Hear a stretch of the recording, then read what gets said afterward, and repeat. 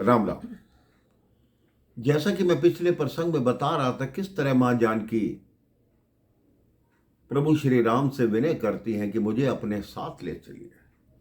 प्रभु श्री राम उनको वनवास के सुख और दुख के बारे में बताते हैं। वो कहते हैं कि मैं कैसे ले चल सकता हूं जब हूं आज्ञा के बंधन में। मंजली मां ने ये नहीं कहा सीता भी जाएगी वन में। यदि साथ तुम्हें ले जाता हूं तो बात आन की जाती है। मां कहेगी वो वनवास कहां जहां साथ जान की जाती है। राम जी कहते सीते वहां तुम्हें कांटों का बिस्तर मिलेगा जो तुम्हारा कोमल शरीर सहन नहीं कर पाएगा। तुम अवध और मिथिला के सुखों में पली हो।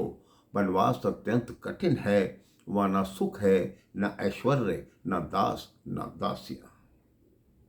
सीता जी कहती है विवाहिता का सुख उसके पति के साथ होता है और पति के बिना सुख की कामना कोई नीच स्त्री ही कर सकती है, मैं तो नहीं कर सकती। कौशल्या जी आती है, कहती राम ये मत सोचना कि तू सीता को अपने साथ ले जाएगा।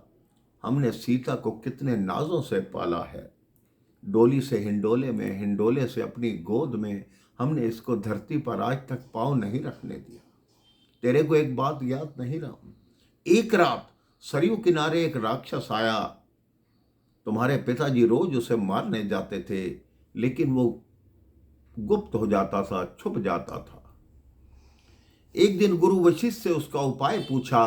गुरु वशिष्ठ ने कहा राजन, जब आप उसके शिकार पे जाएं तो अपनी बहू सीता से कहना जो तुम्हारे महल के मुख्य द्वार पर दीपक जलता है उसको फूंक मार के बुझा दे, तो उसी समय वो राक्षस मर जाएगा, उसकी माया नहीं चलेगी। तब हम तीनों ने कहा था राम, तीनों रानियों ने, महाराज हम तीनों आपके साथ धनुष बाण लेकर चलेंगी, लेकिन अपनी पुत्री को रात्रि में उसकी निद्रा खराब नहीं करेंगी, उसको उठाएंगी नहीं। इतने नाजों से हमने सीता को पाला है पुत्र। सीता फिर कहती हैं राम से कि आप चाहते हैं कि मैं यहां रहूं और वहां रहूं, आप वहां रहें। कल को यह बात मेरे पिता तक पहुंचेगी, मेरे पिता ये कहेंगे कि हमारी पुत्री ने संस्कार को प्रज्वलित नहीं किया। राम जी फिर समझाते हैं, तुम ये सोच रही हो सीते कि वनवास में कोई ऐसा सुख नहीं होता, ना खाने को कुछ मिलता है, ना पीने को जल मिलता है, विषैले जीव जंतु रहते हैं। यहां रहो, अवध के सुखों में रहो, वहां रहोगी, ना कोई तुम्हारा सगा संबंधी, ना कुछ। लोगों का मुखमंडल देखने को तक को तरस जाओगी। कई कई दिन तो बिना जल, अन्न और जल के रहना पड़ता है। तब सीता जी उत्तर देती हैं, हे राघव, वन में आपके साथ जो कांटों का भी बिस्तर होगा मुझे मखमली बिस्तर की अनुभूति प्रदान करेगा, और आपके साथ बिताया हुआ हर एक क्षण, हर एक पल मेरे जीवन का सबसे सुंदर पल होगा। वन के जीव जंतु ही मेरे सगे संबंधी होंगे, और वन के जो वृक्ष हैं उन्हीं को मैं अपना सास ससुर समझूंगी। मैं आपके साथ सुख में जीवन व्यतीत करूंगी, लेकिन आपके बिना जीने की कामना तक मैं नहीं कर सकती। राम जी कहते हैं तुम एक मानसरोवर में पली हुई हंसनी के समान हो, तुम ऐसे घोर जंगल में नहीं रह सकती सीते।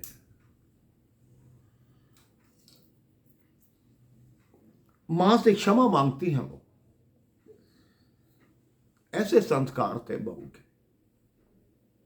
कहती क्षमा करना मां, आपकी उपस्थिति में मैं आर्यपुत्र से इस तरह बात कर रही हूं, ये मेरे लिए बड़ी लज्जा की बात है, लेकिन क्या करूं, पतिव्रत धर्म निभाने के लिए तो मुझे अपनी लज्जा को छोड़ना होगा, तभी मेरे आर्यपुत्र मुझे अपने साथ ले जाएंगे, अन्यथा यहीं अयोध्या में छोड़ जाएंगे। राम जी कहते हैं मैंने तुम्हें कहा है कि वहां कांटों का मार्ग होगा। सीता जी कहती है मैंने आपके पीछे पीछे चलना है, मुझे कांटा कहां से लगेगा। बहुत विचार विमर्श होता है। आप कहोगे कि मैंने घर पर रहना है, लेकिन मैं आपकी पत्नी नहीं हूं रघुवर, मैं तो आपकी परछाई हूं। राम जी कहते हैं सीते, पति पत्नी का संबंध ही ऐसा है, एक खाए तो दूसरे की भूख मिट जाए और एक खुश तो दूसरा अपने आप संतुष्ट। इसी संबंध को निभाते हुए तुम्हें अयोध्या में रहना है। इसके बाद दोनों के बीच क्या वार्ता हुई, ये मैं आपको अगले प्रसंग में बताऊंगा। राम राम, जय श्री राम।